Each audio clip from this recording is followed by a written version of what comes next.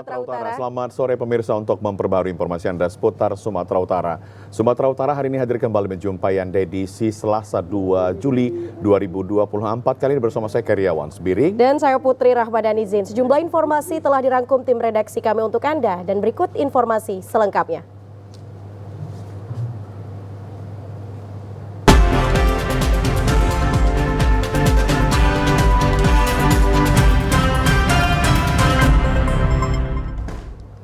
Kami awali dari berita yang pertama, pemirsa. Bendung irigasi Cintamaju Batubara rusak dan tak kunjung diperbaiki, membuat ribuan hektar sawah terbengkalai karena tidak bisa ditanami padi.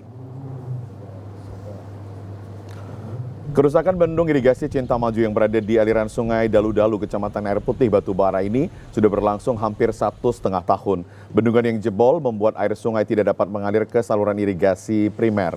Jika berfungsi normal, bendungan irigasi Cintamaju sendiri dapat mengairi sekitar 1.540 hektar sawah yang tersebar di 4 desa, yaitu Desa Kampung Kelapa, Pematang Panjang, Sukaramai, dan Desa Limau Sundai. Salah seorang petani, Sudirman Sitorus, mengatakan hingga kini belum ada upaya perbaikan yang dilakukan pemerintah. Sebelumnya, para petani sudah bergotong royong memperbaiki bendungan yang jebol secara swadaya menggunakan batang pohon kelapa dan karung berisi pasir. Namun upaya tersebut tidak bertahan lama karena bendungan kembali jebol diterjang derasnya air sungai. Saat ini sebagian besar petani yang memanfaatkan bendungan irigasi Cintamaju harus kehilangan mata pencaharian karena sudah beberapa musim tidak dapat bercocok tanam padi. Mereka berharap pemerintah segera turun tangan memperbaiki bendungan yang rusak tersebut. Kerusakan tanggul sudah ada hampir 1,5 tahun. Upaya dari warga sudah kami maksimalkan, tapi inilah nyatanya. Nggak bisa bagus, air pun nggak bisa naik. Petani nggak bisa ngolah lahan pertanian. Tanggapan pemerintah sendiri, kami sudah usahakan dari desa sama warga, kami sudah kasih laporan, padahal sampai sekarang nggak ada solusinya. Pemirsa, petugas patroli gabungan TNI Al-Lanal Tanjung Balai dan Bea Cukai berhasil menggagalkan keberangkatan sebanyak 39 calon tenaga kerja Indonesia yang akan berangkat ke Malaysia secara ilegal di perairan Batubara. Inilah suasana dramatis saat tim patroli gabungan mengejar kapal nelayan tanpa nama mengangkut sebanyak 39 orang calon tenaga kerja Indonesia ilegal di perairan Kabupaten Batubara. Kapal nelayan disandarkan ke kapal patroli Bea Cukai dikhawatirkan membahayakan seluruh penumpang kapal. Kemudian seluruh penumpang kapal dilakukan pemeriksaan identitas. Saat ditanya, para penumpang mengaku akan berangkat ke Malaysia untuk bekerja secara ilegal. Seluruh penumpang dan nahkoda kapal dibawa ke Mako Lanal Tanjung Balai Asahan. Satu persatu barang bawaan para calon TKI ilegal diperiksa petugas mencegah masuknya barang ilegal. Kapal nelayan yang mengangkut calon TKI ilegal berangkat melalui jalur tikus pesisir pantai. Jadi dimulai dari informasi yang diterima dari Bea Cukai, kemudian berkoordinasi Bea Cukai berkoordinasi dengan imigrasi dan juga Angkatan Laut, kemudian kami melaksanakan pengepungan dari suspek ataupun kapal yang diduga membawa PMI non prosedural tersebut. Akhirnya alhamdulillah dengan koordinasi yang baik antara Bea Cukai, Angkatan Laut dan juga imigrasi, kita berhasil menangkap satu kapal tanpa nama dengan membawa 39 pekerja migran Indonesia non-prosedur. Data seluruh calon TKI diserahkan ke kantor imigrasi Tanjung Balai Asahan, sedangkan para nahkoda dan ABK kapal dilakukan pemeriksaan di Lanal Tanjung Balai Asahan. Pemirsa, 5 unit rumah warga di Kelurahan Sibuluan, Nalambok, Kecamatan Sarudik, ludes terbakar. Tidak ada korban jiwa dalam kejadian tersebut, namun kerugian ditaksir mencapai puluhan juta rupiah. 4 unit mobil pemadam kebakaran milik Damkar Kota Sibolga dan Pemkab Tapanuli Tengah terlihat berjibaku memadamkan kobaran api yang meludeskan seluruh bangunan rumah. Setelah berjibaku selama 2 jam lamanya, akhirnya kobaran api yang membakar 5 unit rumah warga tersebut berhasil dipadamkan petugas Damkar dengan dibantu warga sekitar. Menurut warga sekitar, api pertama kali muncul dari rumah semi permanen. Kencangnya tiupan angin membuat kobaran api semakin cepat membesar. Bahkan menurut penuturan warga sempat terdengar suara ledakan yang diduga berasal dari tabung gas yang terbakar. Sementara itu pihak Kelurahan Sibuluan, Nalambok aparat Kecamatan Sarudik saat ini terus melakukan pendataan terhadap jumlah korban dari peristiwa kebakaran tersebut. Sesuai laporan luar kepada kami, itu ada 5 kejadiannya terjadi jam 8.30 dan saat ini masih dalam penyelidikan kepolisian. Awal api dari rumah milik siapa ini, Pak? Berapa unit pemadam, Pak, yang diturunkan, Pak? Berapa di kota tadi? Kota 2, provinsi. Kota 2, Tapin. Berarti ada 5 unit ya, Pak ya? Pemirsa, tim Lapor Polda Sumatera Utara dan Infus Polres Tanah Karo kembali melakukan olah TKP guna mendalami peristiwa kebakaran yang menewaskan satu keluarga di Kabanjahe, Kabupaten Karo beberapa waktu lalu. Kapolda Su Komjen Pol Agung Setia Imam Effendi didampingi Direskrimum Kombes Pol Sumaryono, Kabid Humas Kombes Pol Hadi Wahyudi, dan Kabid Lapor AKBP Ungkap Siaahan ke rumah duka almarhum Sempurna Pasaribu di Jalan Irian Kabanjahe, Kabupaten Karo. Saat kunjungan Kapolda Su, tim Lapor Polda Su dan Inafis Polres Tanah Karo juga kembali melakukan olah TKP lanjutan guna mendalami penyelidikan kasus kebakaran tersebut. Olah TKP lanjutan ini untuk memastikan penyebab kebakaran yang menghanguskan warung yang dihuni keempat korban meninggal dunia. Kabid Humas Polda Sumut Kombes Pol Hadi Wahyudi mengungkapkan Kapolda berkunjung di rumah orang tua korban dan bertemu langsung dengan anak kandung korban atas nama Eva Pasaribu. Hal itu merupakan bentuk empati dari Kapolda Sumut terhadap keluarga yang terkena musibah. Keluarga korban juga menyerahkan semua proses penanganan kepada pihak kepolisian. Kapolda Sumut juga menegaskan komitmennya untuk membuat terang kejadian kebakaran yang saat ini masih dalam penyelidikan kepolisian. Kapolda hadir untuk mengucapkan secara langsung bela sungkawa kepada keluarga korban yang ditinggalkan. Polisi saat ini terus bekerja melakukan rangkaian penyelidikan. Dari yang rekan-rekan ketahui, proses olah TKP, kemudian tim laboratorium forensik hadir, kemudian juga penyidik dari Polda memberikan asistensi kepada penyidik Polres Tanah Karo. Sementara itu, pemirsa, Polda Sumatera Utara masih terus melakukan penyelidikan dan penyidikan guna mengungkap pasti kematian Sempurna Pasaribu dan keluarganya yang tewas dengan kondisi terbakar di dalam rumahnya. Polisi menyebut kini sudah 16 saksi yang sudah dimintai keterangannya terkait kematian Sempurna Pasaribu dan keluarganya. Hal itu disampaikan Kepala Bidang Humas Polda Sumatera Utara Kombes Pol Hadi Wahyudi kepada awak media pada Senin kemarin. Sebelumnya Sempurna Pasaribu, seorang wartawan media online, ditemukan tewas dengan kondisi terbakar bersama istri, anak beserta cucunya di rumahnya di Kabanjahe, Kabupaten Karo. Para korban saat ditemukan berada dalam kamarnya. Keluarga korban pun merasa janggal akibat kematian Sempurna Pasaribu dan keluarganya.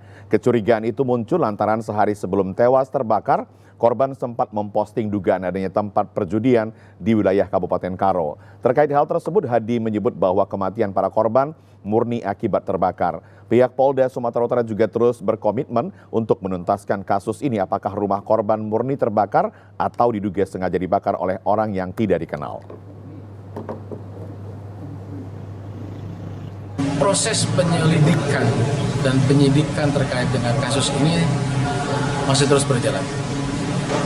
Polisi bekerja tentu berdasarkan fakta-fakta yang ada di lapangan, tidak berdasarkan opini ataupun asumsi, tetapi semua ingin kita buktikan secara ilmiah. Oleh karenanya, tim laboratorium forensik, kemudian Inafis, kemudian asistensi dari Direktorat Reserse Kriminal Umum juga dilakukan kepada Polres Tanah Karo. Pemirsa, sementara itu Kodam 1 Bukit Barisan menyebutkan bahwa rumah oknum wartawan Riko Sempurna Pasaribu yang terbakar di Kabupaten Karo dan menyebabkan 4 orang meninggal dunia murni karena kebakaran. Kodam 1 Bukit Barisan memberi keterangan terkait kebakaran yang menimpa rumah seorang oknum wartawan Riko Sempurna Pasaribu di Kabupaten Karo. Pasalnya marak di media sosial dan pemberitaan kebakaran tersebut terjadi disebut diduga ulah dari oknum TNI yang membacking lapak mafia perjudian. Di mana Riko Sempurna Pasaribu dikabarkan sebelum terjadinya kebakaran dirinya kerap memberitakan kegiatan perjudian. Pangdam 1 Bukit Barisan Maijen TNI Muhammad Hasan melalui Kapendam 1 Bukit Barisan Kolonel Infanteri Riko Siagian saat ditemui di Kodam 1 Bukit Barisan Jalan Gatot Subroto Medan kemarin mengatakan kebakaran yang menewaskan 4 orang penghuni rumah di Jalan Nabung Surbakti Kecamatan Kabanjahe Kabupaten Karo Sumatera Utara tidak ada kaitannya dengan indikasi unsur kesengajaan dari orang tidak dikenal. Peristiwa kebakaran yang memakan korban sebanyak 4 orang tersebut kini tengah ditangani Polda Sumatera Utara.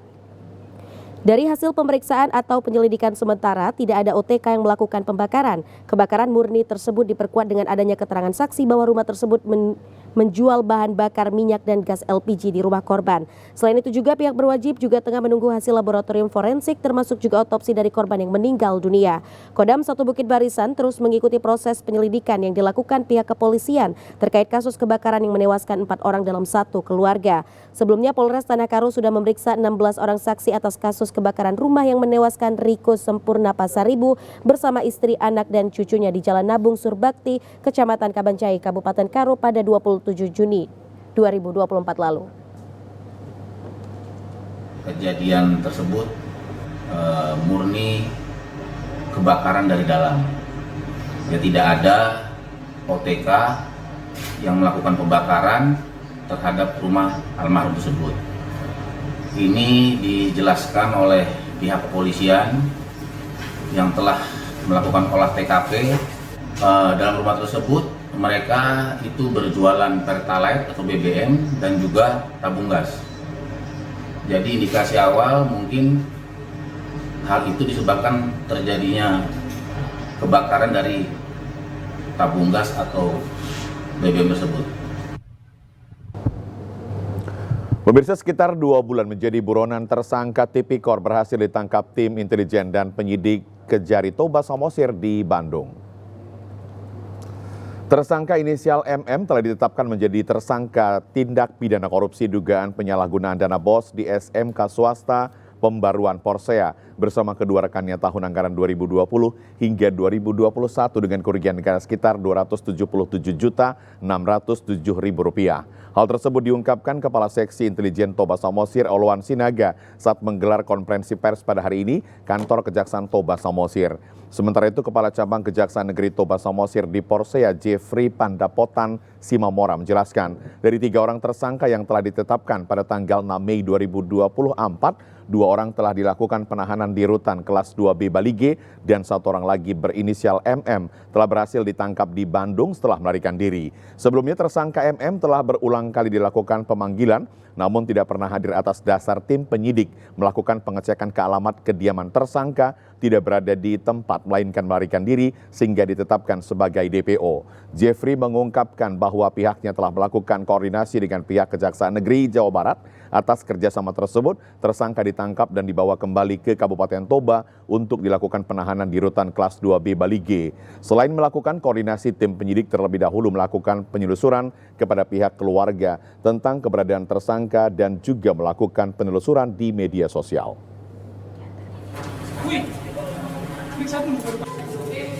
Intelijen di Kejari Kejaksaan Negeri Ciamis langsung melakukan monitor terhadap tracking yang kita lakukan. Dan setelah dilakukan tracking di sana sama tim intel di Ciamis, ternyata memang yang bersangkutan ada di Ciamis, namun alamatnya sudah berpindah juga.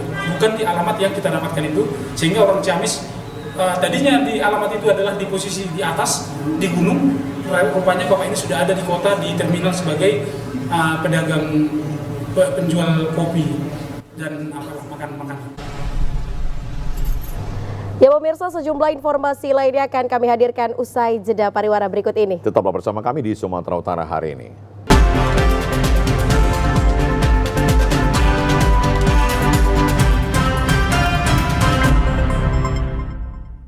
Pemirsa, dalam rangka memperingati hari ulang tahun ke-78 Bayangkara, Kepolisian Resort Kota Deli Serdang menggelar upacara di halaman Mapolresta Deli Serdang kemarin.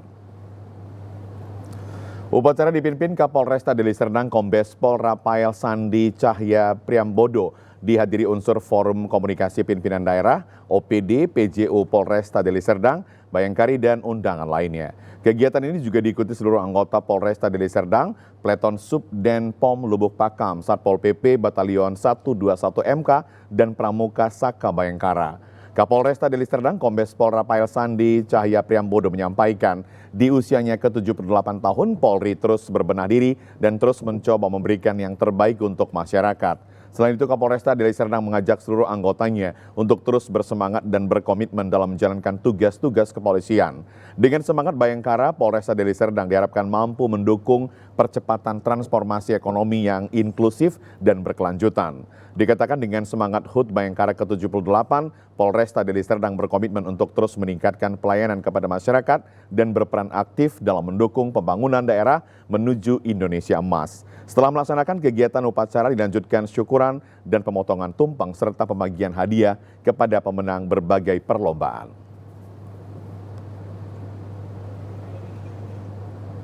Ya pemirsa, Polres Labuhan Batu menggelar upacara Korps Rapport kenaikan pangkat personel Polri. Sebanyak 32 personel yang mendapat kenaikan pangkat mendapatkan apresiasi sebagai bentuk syukuran. Upacara Korps Rapport kenaikan pangkat 32 personel Polri yang bertugas di lingkungan Polres Labuhan Batu digelar di halaman apel Mapolres setempat Jalan MH Tamrin, Rantau Prapat, Labuhan Batu, Sumatera Utara kemarin. Sudah menjadi tradisi setiap kegiatan kenaikan pangkat personel di Polres Labuhan Batu dihiasi dengan siraman air yang dicampur dengan bunga warna-warni. Siraman air bunga ini dilakukan Kapolres Labuhan Batu dan PJU serta Ibu Bayangkari, dibarengi ucapan selamat dan doa terbaik ke depannya dalam melaksanakan tugas. Kapolres Labuhan Batu AKBP Benhard Malau mengucapkan selamat kepada personel yang naik pangkat. Pihaknya menegaskan bahwa upacara kenaikan pangkat adalah salah satu anugerah yang diberikan negara sebagai bentuk kepercayaan dan mengajak para ibu Bayangkari untuk terus mendukung suami dalam melaksanakan tugasnya.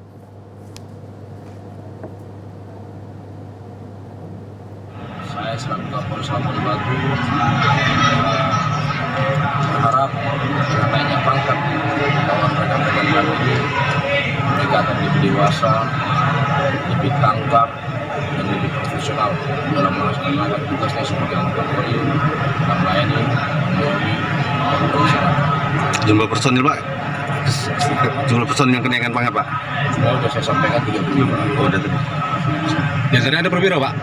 Perwiranya ada 2, selebihnya bintang. Hadir dalam kegiatan tersebut Wakapolres, para pejabat utama, para kasat, serta para perwira dan personel yang naik pangkat. Sementara peserta upacara terdiri dari 1 peleton gabungan staf dan PNS serta jajaran di Kepolisian Bayangkara. Sementara itu, pemirsa, peringatan ulang tahun Bayangkara ke-78 diwarnai dengan kejutan dari personil prajurit dengan langsung membawa tumpeng sebagai bentuk sinergitas antara TNI Polri. Usai upacara peringatan HUT Bayangkara ke-78 dilaksanakan di lapangan apel pemerintah daerah Labuhan Batu Selatan kemarin sebagai bentuk solidaritas antara TNI dan Polri, diisi dengan pemberian potongan nasi tumpeng oleh Kapolres dan Wakapolres kepada personil kepolisian yang tertua dan paling muda. Sebagai bentuk kebersamaan antara Polri dengan pemerintah daerah, Bupati memberikan sulangan tumpeng kepada Kapolres Labuhan Batu Selatan yang dilanjutkan dengan pemberian piagam penghargaan kepada personel Polres yang berprestasi. Kapolres Labusel AKBP Maringan Simanjuntak juga menyampaikan rasa terima kasih terhadap pemerintah daerah atas terselenggaranya HUT Bayangkara dan semoga kedepannya Polres Labuhan Batu Selatan lebih sukses mengayomi masyarakat. Jalan lancar, kami mewakili TNI, terutama Kodim di Labuhan Batu 0209 mengucapkan selamat ulang tahun kepada Polri yang ke-78. Semoga kedepannya semakin profesional, semakin solid, semakin tangguh, dan ucapan dari kami, salam presisi. Pemirsa, Polres Labuhan Batu menggelar upacara serah terima jabatan di lingkungan Mapolres Labuhan Batu, yakni Kabak Operasional dan Perencanaan. Berikut penyerahan jabatan Kasat Intelkam Polres Labuhan Batu. Sertijab 2 perwira menengah atau pamen dan penyerahan jabatan kepada seorang perwira pertama atau PAMA di lingkungan Mapolres Labukan Batu digelar di halaman utama Mapolres setempat Jalan MH Tamrin Rantau Prapat, Labukan Batu. Adapun jabatan yang diserah terimakan yakni Kabak Operasional dari Kompol Rapi Pinakri kepada Kompol Ferimon yang sebelumnya menjabat Wakasat Samapta Polrestabes Medan. Sementara Kompol Rapi Pinakri mendapat promosi sebagai Wakapolres Tapaduli Selatan. Kabak Perencanaan dari Kompol Hairun Edi Sidauruk yang mendapat jabatan baru sebagai Kapolsek Tanjung Balai Selatan diserahkan kepada Kompol Wahyu Daniel Noor yang sebelumnya menjabat sebagai Kabak Ren Polresta Deli Serdang. Sementara itu Kasat Intelkam Polres Labukan Batu diserahkan dari Kapolres Labukan Batu kepada Ibtu Joshua Pardomuan Sianturi yang sebelumnya PAMA Polda Sumut. Kapolres Labuan Batu AKBP Benhard Malau membenarkan sertijab dan penyerahan jabatan Kabak OPS, Kabak Ren dan Kasat Intelkam berdasarkan dari rotasi dan mutasi dari Polda Sumatera Utara.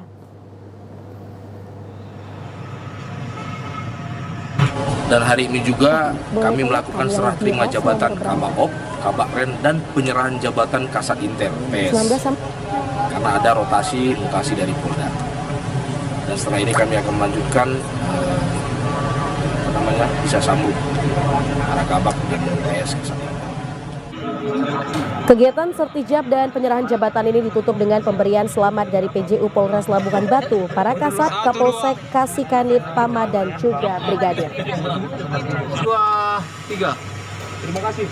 Pemirsa, petugas Satuan Reserse Kriminal Polrestabes Medan menangkap seorang tersangka pelaku pencurian dengan modus operandi mengganjal mesin ATM menggunakan tusuk gigi. Tersangka akan menguras isi ATM korban dengan berpura-pura menolong korban saat kartu ATM-nya tersangkut di mesin ATM. Rekaman kamera pengawas di salah satu lokasi anjungan tunai mandiri ATM di Kota Medan memperlihatkan saat detik-detik tersangka ES alias Putra yang mengenakan kaos berwarna coklat beraksi. Tersangka melakukan aksinya dengan cara mengganjal tempat memasukkan kartu yang ada di mesin ATM menggunakan tusuk gigi agar kartu yang dimasukkan korbannya menyangkut. Setelah menunggu korbannya dan korban merasa kesulitan dan tersangkutnya kartu ATM miliknya, tersangka berpura-pura menolong lalu menurunkan kartu ATM asli milik korban dengan kartu ATM palsu milik tersangka lalu menguras isi saldo ATM korban tersebut. Kapolrestabes Medan Kombes Pol Teddy John Sahala Marbun mengatakan tersangka ini beraksi bersama dengan seorang temannya berinisial N yang kini dalam pengejaran polisi dan berstatus buron. Mereka masuk ke Indomaret, ya, si pelaku ini memasukkan tusuk gigi ke dalam lubang kartu itu lalu dipatahkan. Setelah dipatahkan dia menunggu korban, menunggu korban kira-kira siapa yang mengambil uang di Indomaret.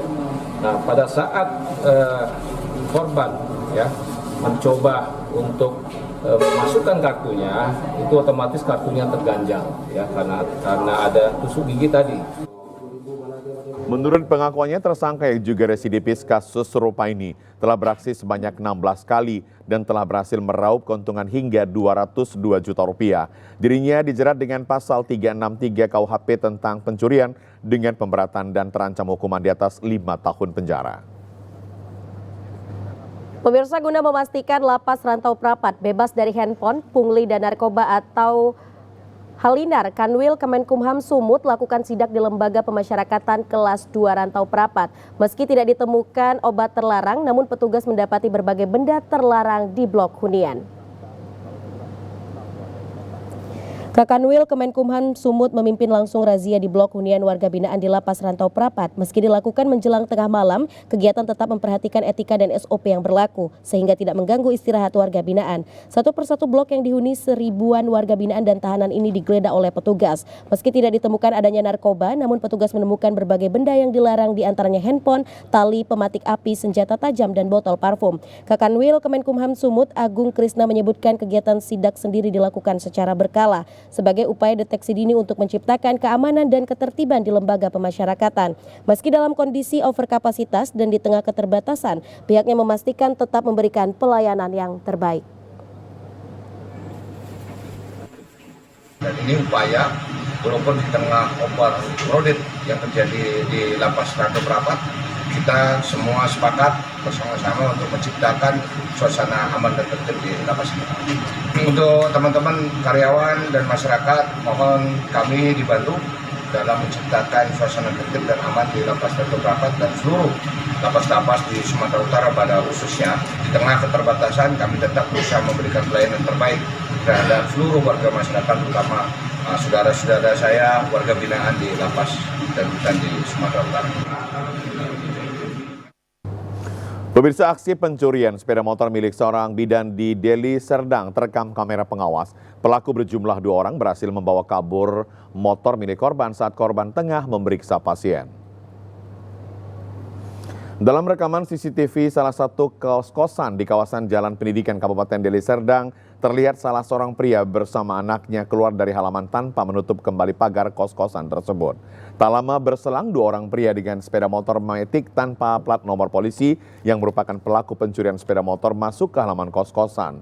Kurang dari 10 detik, pelaku yang menggunakan helm berhasil merusak kunci stang, menyalakan mesin dan berhasil membawa kabur sepeda motor milik korban. Pemilik motor Sasa Larasari mengatakan saat peristiwa terjadi dirinya mendapatkan panggilan memeriksa pasien di kosannya. Selain telah mengunci stang, ia juga telah menambahkan alarm di sepeda motornya, namun tetap berhasil dibawa kabur oleh pencuri. Saya nggak tahu ya, kan bapak itu kan keluar tuh, bapak yang punya rumah itu keluar, dia lupa tutup gerbangnya.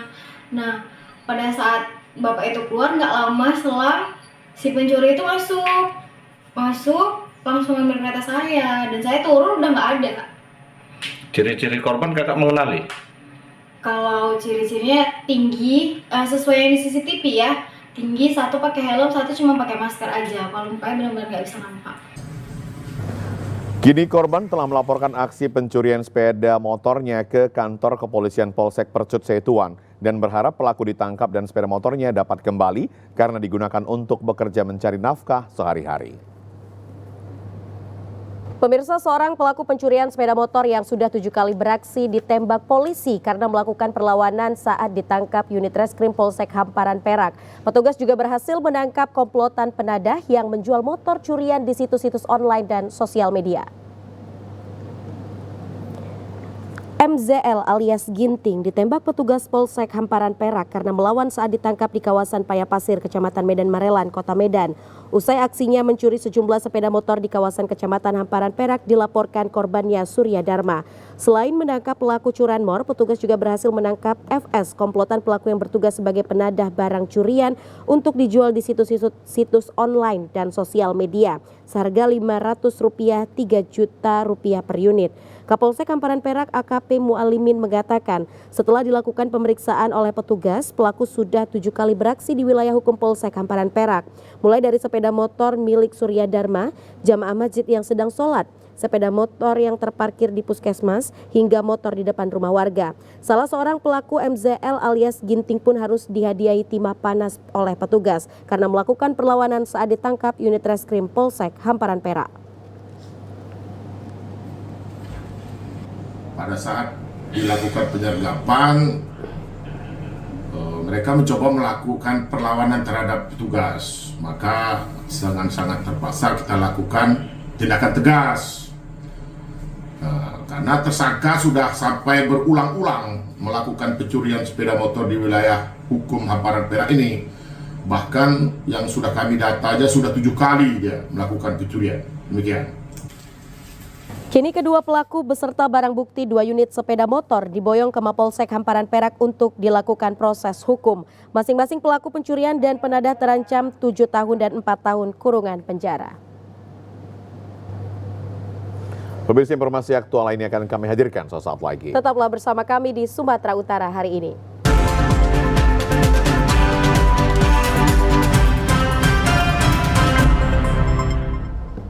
Terima kasih Anda masih bersama kami di Sumatera Utara hari ini. Pemirsa, bertepatan dengan hari ulang tahun Kota Medan yang jatuh pada tanggal 1 Juli kemarin, tokoh masyarakat yang juga mantan Gubernur Sumatera Utara Edi Rahmayadi melakukan ziarah ke makam pendiri Kota Medan, Guru Patimpu Sembiring Pelawi di kawasan Hamparan Perak, Kabupaten Deli Serdang.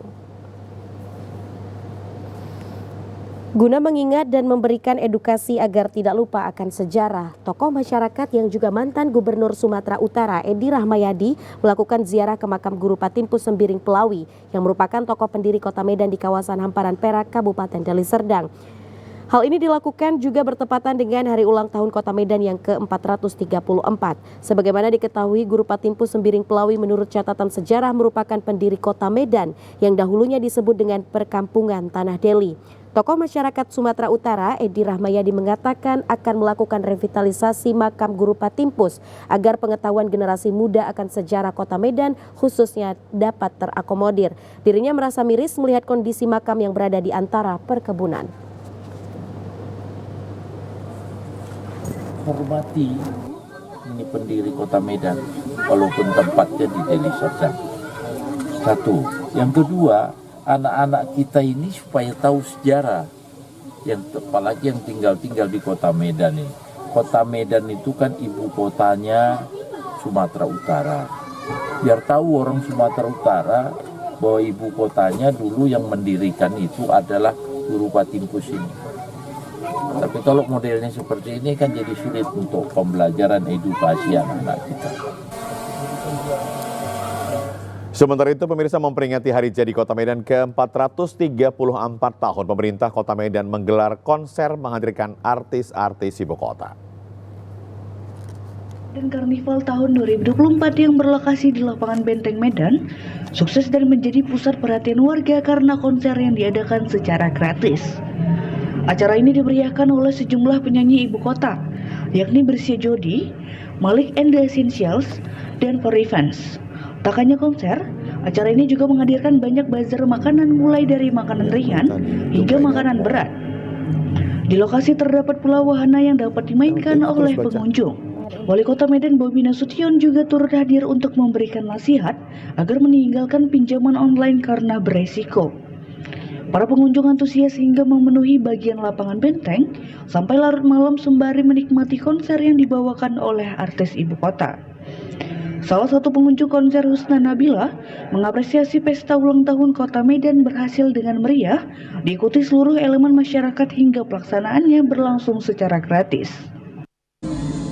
Jadi konser ini tuh ada bazar juga, jadi ini mungkin untuk perayaan HUT ulang tahun Kota Medan yang ke-434. Tadi aku di dalam ada beli makanan di bazar-bazarnya dan juga ada barang-barang itu, sekalian juga nonton konser. Pimpinan Rakyat Daerah Kabupaten Langkat kemarin siang menyetujui dan mensahkan rancangan peraturan daerah pertanggungjawaban pelaksanaan APBD tahun 2023 menjadi peraturan daerah. Pada pengesahan Ranperda kali ini sebesar 2 triliun lebih realisasi pelaksanaan anggaran dan belanja daerah Kabupaten Langkat. Selain pengesahan, Badan Anggaran juga membahas terkait sarana dan rekomendasi seperti kelangkaan pupuk, pengawasan terhadap kendaraan overtonase, serta meminta kepada pemerintahan Kabupaten Langkat memperbaiki sistem perencanaan dan pelaksanaan program APBD agar sisa lebih pembiayaan anggaran ke depan tidak terlalu besar sehingga hasil pemeriksaan BPKRI atas laporan keuangan dapat lebih baik. Selain itu, Banggar juga merekomendasi agar Pemkab Langkat melakukan percepatan pembangunan sarana dan prasarana khususnya infrastruktur menuju objek wisata yang ada di Kabupaten Langkat. Banggar juga meminta agar pemerintah daerah berkoordinasi dengan pihak terkait untuk memprioritaskan UKM Langkat dapat mengisi kios-kios di rest area ruas Jalan Tol Stabat Tanjung Pura. Turut hadir dalam sidang paripurna PJ Bupati Langkat Faisal Hasrimi dan Ketua DPRD Sribana Prangin-Angin serta unsur pimpinan daerah lainnya. Pemirsa, Badan Pusat Statistik Sumatera Utara mencatat penduduk miskin terjadi penurunan pada bulan Maret 2024 di Sumatera Utara sebanyak 1.228,01 jiwa. Hasil survei sosial ekonomi nasional pada bulan Maret 2024 menunjukkan jumlah penduduk miskin Sumatera Utara sebanyak 1.228,01 jiwa atau 7,99% total penduduk Sumatera Utara. Hal ini dijelaskan oleh statistisi ahli utama Badan Pusat Statistik Sumatera Utara, Miss Farudin di kantor BPS Sumatera Utara, Jalan Asrama Medan kemarin. Miss Farudin mengatakan jumlah penduduk miskin tersebut menurun jika dibandingkan Maret 2023, tercatat jumlah penduduk miskin sebanyak 1.239,71 atau sebesar 8,15%. Berdasarkan daerah tempat tinggal pada periode Maret 2023 hingga Maret 2024, jumlah penduduk miskin di daerah perkotaan berkurang sebanyak 12,5 jiwa, sedangkan di pedesaan justru bertambah sebanyak 0,8 ribu jiwa.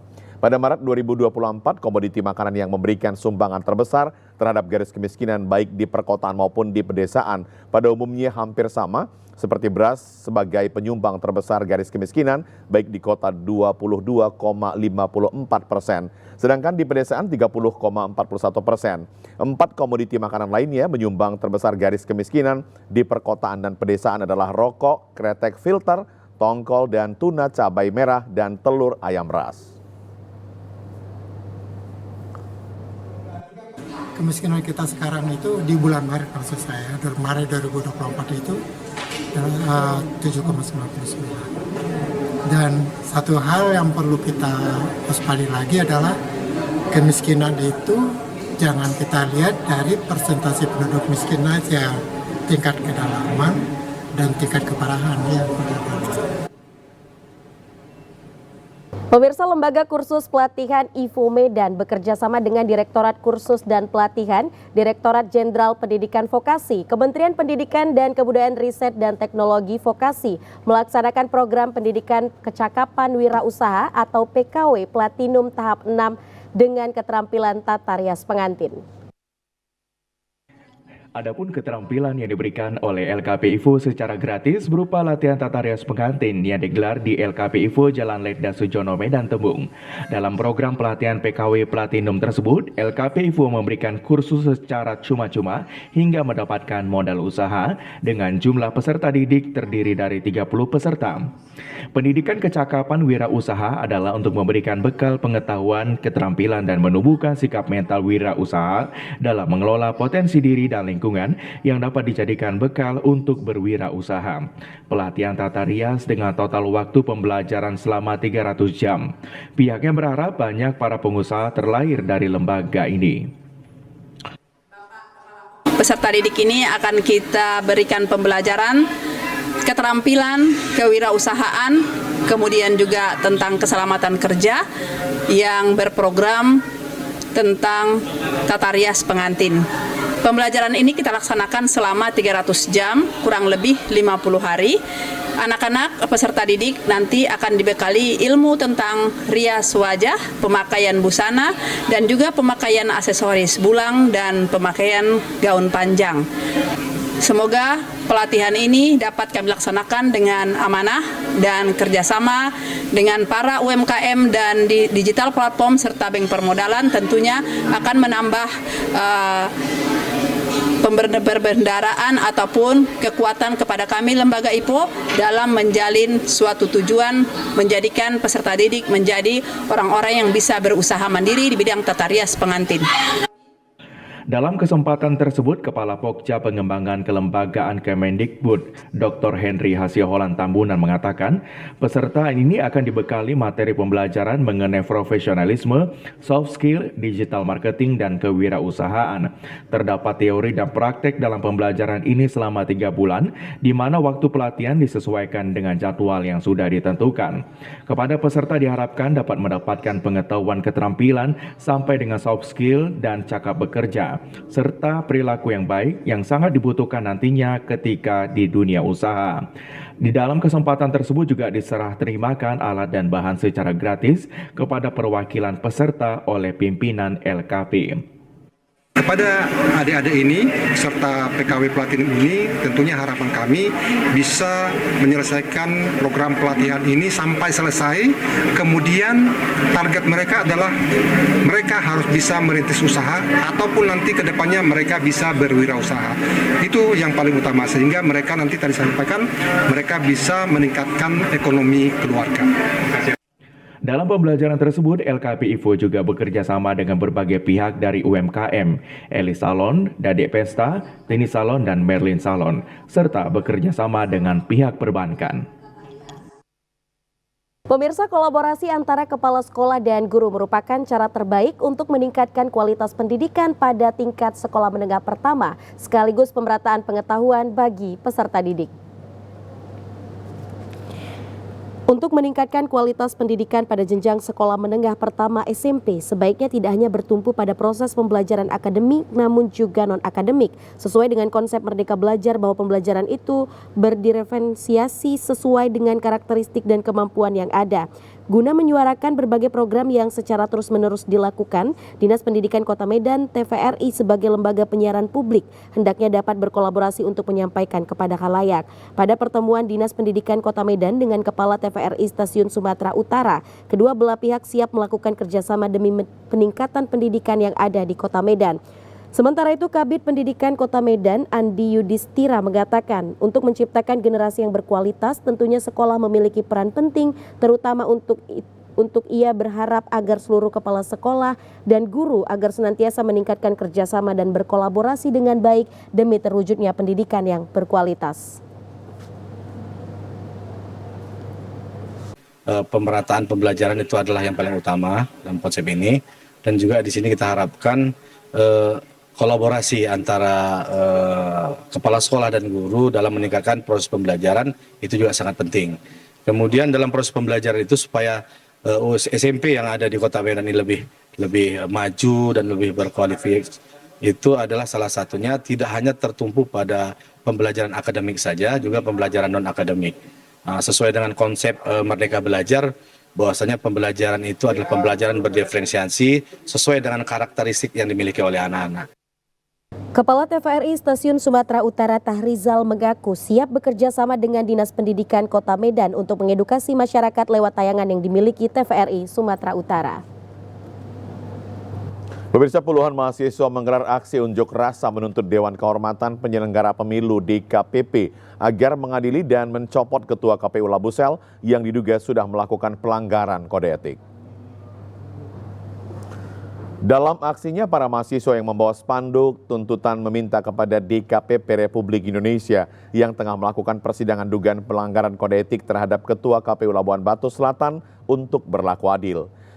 Jepril, koordinator aksi, mengatakan berdasarkan hasil investigasi Ketua KPU Labuan Batu Selatan diduga melanggar pasal 90 ayat 4 huruf C Peraturan PKPU nomor 4 2021 yang mengatur larangan bagi penyelenggara pemilu melakukan pernikahan siri. Tak hanya melakukan pernikahan siri, mahasiswa ini juga menduga oknum tersebut juga melakukan perselingkuhan dengan keluarga dari istri sirihnya tersebut. Kartika, tenaga ahli DKPP RI, mengatakan saat ini proses persidangan masih berlangsung dengan sejumlah agenda mendengarkan keterangan pengadu dan teradu, keterangan pihak terkait dan ahli. Perkara ini yang tadi saudara sudah sampaikan, saat ini sedang berlangsung sidang dengan perkara ini. Tentu DKPP akan menilai dengan berdasarkan peraturan yang ada dan berdasarkan bukti-bukti yang disampaikan di persidangan. Kami harap teman-teman juga dapat membantu proses berjalannya persidangan supaya tetap kondusif dan DKPP juga bisa memberikan keputusan yang seadil-adilnya. Karena hari ini proses sidang masih berjalan, maka kami berharap teman-teman agar bisa mendukung bagaimana supaya DKPP dapat memberikan penilaian sebaik-baiknya dan seobjektifnya. Usai berorasi selama 2 jam, akhirnya mahasiswa pun diterima oleh perwakilan DKPP RI. Seluruh tuntutan serta aspirasi mahasiswa diterima dan akan disampaikan kepada pimpinan. Mahasiswa pun berharap kepada DKPP RI untuk memberikan putusan atau sanksi dengan tegas dan adil. Juga lancarnya proses Pilkada Labuan Batu Selatan yang akan digelar dalam waktu dekat. Harapan kita kepada DKPP RI agar berjalan sebagaimana mestinya dan bersifat netral di dalam melakukan persidangan terhadap Ketua KPU Labusel. Nah, kita mengharapkan juga agar DKPP RI dapat menjatuhkan sanksi berat, yaitu berupa pemberhentian tetap kepada oknum Ketua KPU Labusel. Pemirsa, berikut informasi perakiraan cuaca di sejumlah daerah di Sumatera Utara dari Badan Meteorologi, Klimatologi, dan Geofisika Wilayah 1 Medan yang berlaku pada hari Rabu 3 Juli 2024. Halo Sobat BMKG, kembali bersama saya Nancy Tambunan, Perakirawan BMKG Wilayah 1 Medan, akan memberikan informasi perakiraan cuaca dan hotspot Sumatera Utara untuk hari Rabu, tanggal 3 Juli 2024. Pada pagi hari diperkirakan berawan dan berpotensi hujan ringan di Samosir. Untuk siang dan sore hari berpotensi hujan ringan hingga sedang di sebagian wilayah Sumatera Utara. Hujan sedang berpotensi di Kota Pematang Siantar, Labuan Batu Utara, Asahan, Labuan Batu Selatan. Untuk malam hari berpotensi hujan ringan hingga lebat di sebagian wilayah Sumatera Utara. Hujan lebat berpotensi di Langkat, Binjai, Medan, Deli Serdang, dan Karo. Untuk dini hari berpotensi hujan ringan hingga sedang di wilayah Sumatera Utara. Hujan sedang berpotensi di Langkat, Medan, Binjai, Deli Serdang, Serdang Bedagai, Simalungun, Kota Pematang Siantar, Batubara, dan Asahan. Untuk suhu udara diperkirakan 16 hingga 34 derajat Celcius, kelembapan udara 60-98%, angin bergerak dari arah tenggara hingga barat daya dengan kecepatan 10-30 km per jam. Untuk titik panas atau hotspot, tidak terdapat titik hotspot di wilayah Sumatera Utara. Himbauan kepada masyarakat agar waspada terhadap potensi hujan dengan intensitas sedang hingga lebat di wilayah pegunungan, lereng timur, dan pantai timur Sumatera Utara yang dapat berpotensi terjadinya banjir, longsor, serta bencana hidrometeorologis lainnya. Demikian perakiraan dari kami. Terima kasih. Pemirsa, informasi tadi mengakhiri Sumatera Utara hari ini. Mewakili seluruh kerabat kerja yang bertugas, saya Keriawan Sembiring. Dan saya Putri Rahmadani izin pamit undur diri. TVRI, Media Pemersatu Bangsa. Sampai jumpa.